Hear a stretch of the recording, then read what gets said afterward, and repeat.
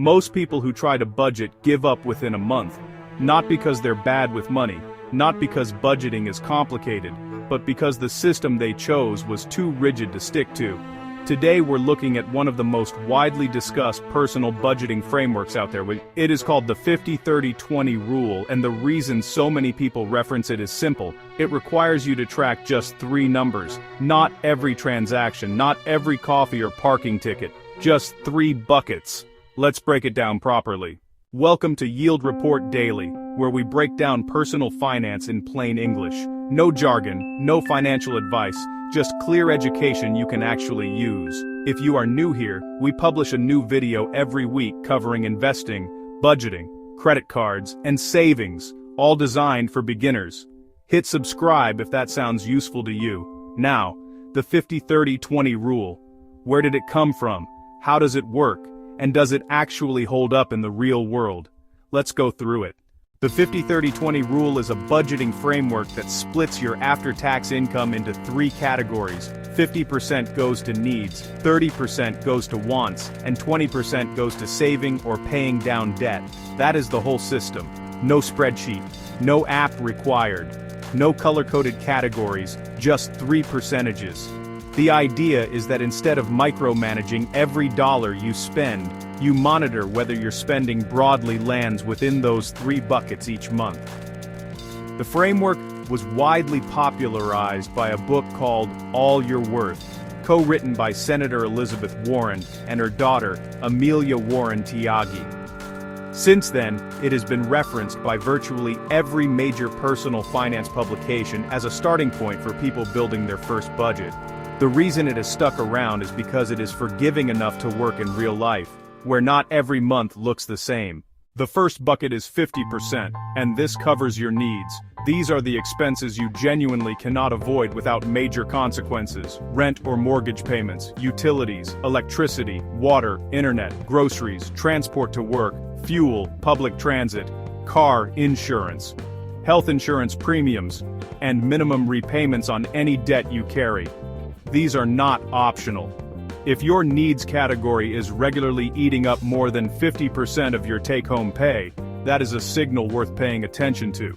It usually means your fixed costs are too high relative to your income, which is the most common reason people feel like they can never get ahead, no matter how much they earn. A quick example. If your take-home pay is $4,000 a month, your needs bucket is $2,000. If your rent alone is $2,200, you are already over before you have bought groceries. That mismatch is the problem, not your spending habits. One thing that trips people up: do not confuse needs with things that feel necessary. A streaming subscription is not a need. A gym membership you chose is not a need. These belong in the wants bucket, even if they are things you do every day. The second bucket is 30%, and this is for wants, everything that improves your quality of life but is not strictly required to survive. Dining out and takeaways, entertainment, streaming services, concerts, games, new clothes beyond the basics, travel, hobbies, subscriptions you choose to have, coffee from a cafe. The framework actually builds in a generous 30% for enjoying your life, which is intentional. Budgets that leave no room for enjoyment tend to get abandoned. People are not machines.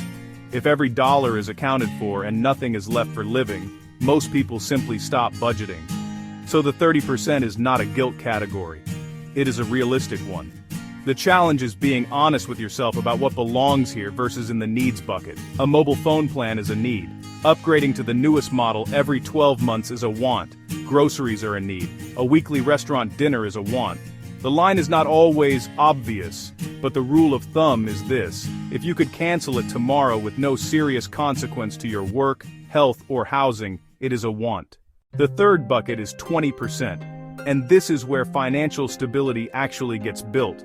This category covers everything that moves you forward over time: contributions to an emergency fund, retirement savings like a 401k or an IRA, investment accounts, extra debt repayments, anything beyond the minimum you are already paying. Let's put a number on it. If your take-home pay is $3,500 a month, 20% of that is $700 a month. Over 12 months, that is $8,400 saved or invested, just by following this one rule consistently. Over 5 years, assuming basic investment growth, that number gets substantially larger. The 20% bucket is the one that compounds over time. The needs bucket keeps you stable, the wants bucket keeps you sane, but the savings bucket is what builds a future. Let us put some concrete numbers on this and see how it works in practice. Imagine your after-tax take-home pay is $4,000 a month. Using the 50-30-20 rule, your breakdown looks like this. $2,000, 50% for needs. Rent, groceries, utilities, transport, insurance, debt minimums. $1,200, 30% for wants. Dining out, subscriptions, hobbies, entertainment, clothing. $800, 20% for saving and extra debt payments. That is $800 a month going toward your financial future. Now, here is what the framework is actually teaching you. If you are spending more than $2,000 on needs every month, you either need to find a way to reduce those fixed costs or increase your income. If you are spending more than $1,200 on wants, you know exactly where to trim first without it feeling arbitrary. And if you are saving less than $800, or nothing at all, you can see clearly where the problem is. The power of this system is not the percentages themselves, it is the visibility. You stop guessing and start seeing. Now, will the percentages be perfect for everyone? No. If you live in a high cost of living city, your needs bucket might run to 60 or 65%. If you have significant high interest debt, you might push the savings bucket to 30% temporarily. The 50-30-20 rule is a framework, not a law. Use it as a starting point, adjust it to your situation, and revisit it every few months as your income or expenses change. If you want to put the 50-30-20 rule into practice, there are a few apps widely discussed in the personal finance community that can do most of the heavy lifting automatically. YNAB, which stands for You Need a Budget, is one of the most well-reviewed budgeting apps available. It lets you allocate every dollar to a category before you spend it, so you always know where you stand. It has a free trial so you can test it before committing. Monarch Money is another widely discussed option. It connects to your bank accounts, automatically categorizes your transactions, and gives you a clear visual of where your money is going each month. Both links are in the description below if you want to explore either of them. And if you are just starting out and want something even simpler before jumping into an app, a basic notes app or even a piece of paper works. Write down your monthly take-home pay. Calculate 50, 30, and 20% of it. Then look at your last bank statement and see where you actually landed. That single exercise is more useful than any app. The 50-30-20 rule is not magic. It will not fix a situation where your income is genuinely too low for your cost of living, but for the vast majority of people who feel like money disappears without knowing where it went, this framework gives you clarity. 3 buckets, 1 check-in per month. That is it. If you found this helpful, subscribe to Yield Report Daily. We post a new personal finance video every single week, all in plain English with no jargon. And if you want to go deeper on the savings side of things, our video on building an emergency fund is a great next watch.